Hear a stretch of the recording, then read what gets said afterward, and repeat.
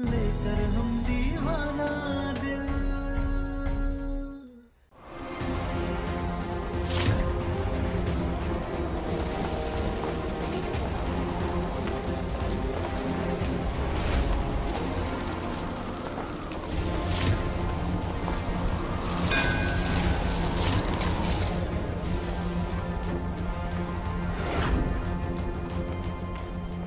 बेवकूफ हो क्या तुम तारा? जब हमने तुमसे एक बार कहा कि हम तुम्हें मंगलसूत्र नहीं पहनाएंगे, मतलब नहीं पहनाएंगे, तो तुम्हें लगा कि तुम ऐसे गिड़गिड़ाओगी हमारे सामने और ये सब देख के हम तुम्हें मंगलसूत्र पहनाएंगे।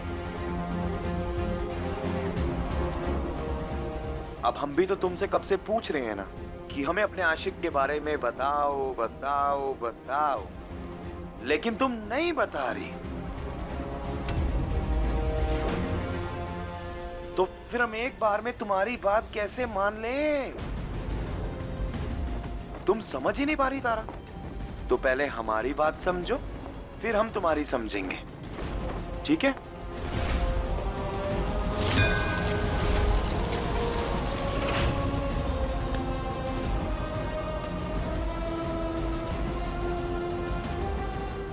चलिए, आप सब लोग यहाँ क्या कर रहे हैं? जाइए, कुल देवी की पूजा का वक्त होने वाला है, जाके तैयारियां कीजिए। तुम गंगा में नहा के आना। जी अम्मा, हम भी गंगा स्नान करके आते हैं पूजा के लिए।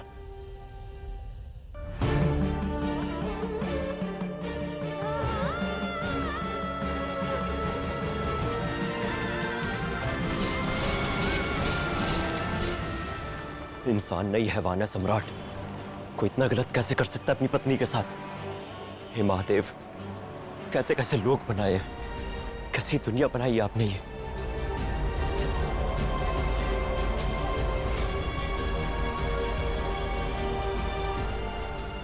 तारा कैसी है रवि? गीता उपहार में दी थी आपने मैडम जी को, आज उसका अर्थ समझा दीजिए। आपके सिवा इस घर में कोई नहीं है उनका, और कोई समझ भी नहीं सकता। भैया, एक बांसुरी देना।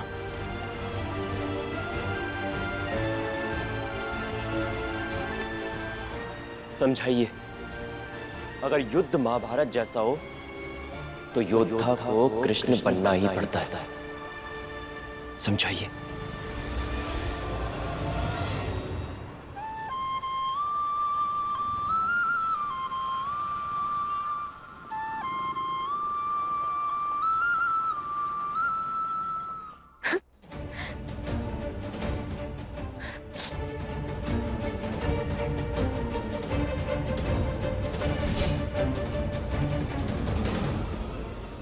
उठ जाओ तारा, उठ जाओ। भगवान श्री कृष्ण ने यही समझाया है कि रणभूमि में जो गिर के उठते हैं वही विजयी होते हैं। उठ जाओ तारा, ऐसे रो मत।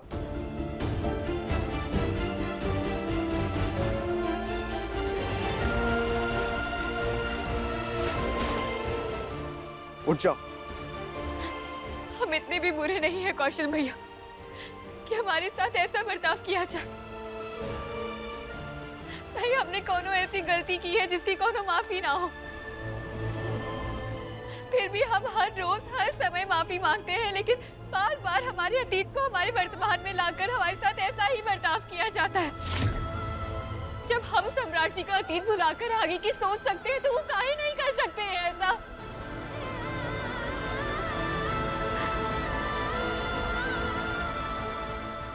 तारा, कृष्ण कोई मर्द हो ये जरूरी नहीं है। कृष्ण एक सोच है, शक्ति है, विश्वास है। हर व्यक्ति जो युद्ध के मैदान में विजय प्राप्त कर लेता है वो कृष्ण है। और आज तुम्हें कृष्ण बनना होगा तारा।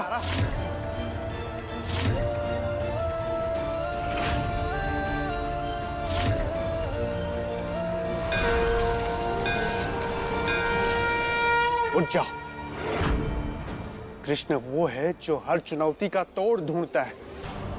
महाभारत में कौरवों के शक्ति के सामने लड़ने का तोड़ ढूंढा था कृष्ण ने। आज तुम्हारे सामने जो खड़ा है वो बहुत शक्तिशाली है, लेकिन तुम्हें उसे हराने का तोड़ ढूंढना होगा। हमने जो गीता तुम्हें दी थी उसके पन्ने खोलो और हल निकालो। संपूर्ण जीत या संपूर्ण हार की कथा तुम लिखो तारा। उठ जाओ, उठ जाओ तारा।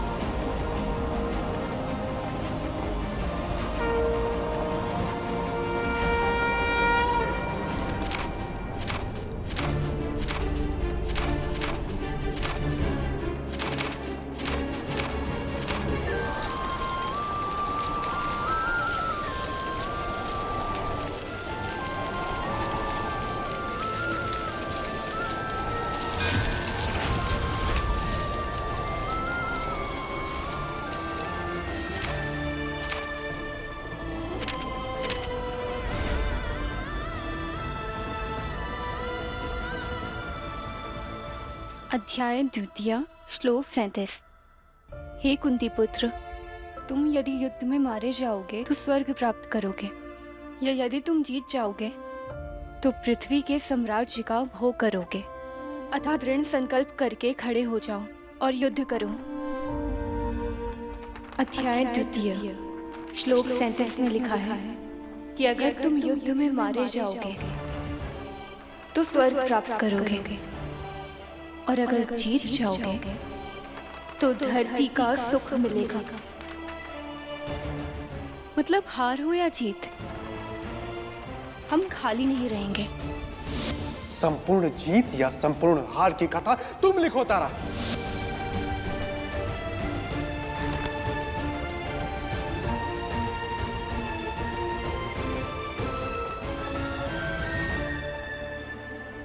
अब हम संपूर्ण जीत या संपूर्ण हार के लिए तैयार हैं।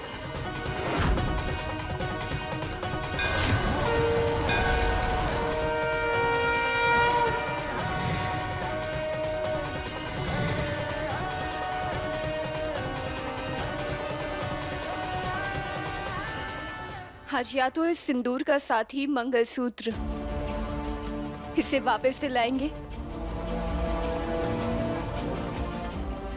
या हम खुद कहीं खो जाएंगे।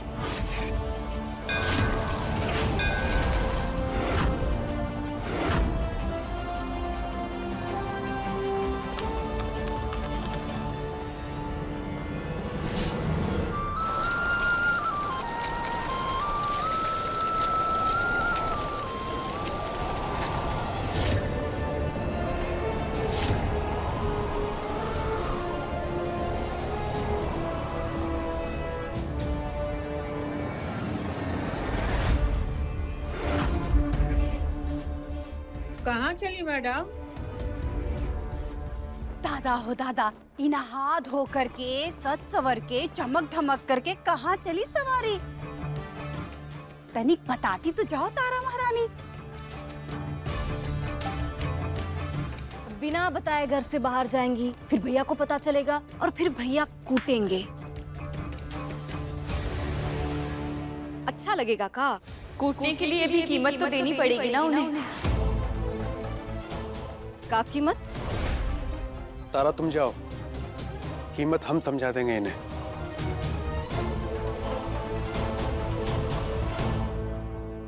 इधर देखिए, हम समझाते हैं। ये दुनिया में मुफ्त में कुछ भी नहीं होता है, तो सम्राट कब तक मुफ्त में मनमानी करता रहेगा? हर चीज की कीमत होती है, कभी पैसा, कभी प्रेम, कभी मंगलसूत्र, और इस बार कीमत में मंगलसूत्र है। तो का लगता है तुमको कि महारानी को हमरा सम्राट कीमत चुकाएगा?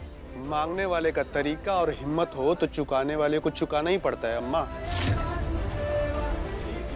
अब देखिएगा तारा की हिम्मत बड़ी है या आपके बेटे की जिद।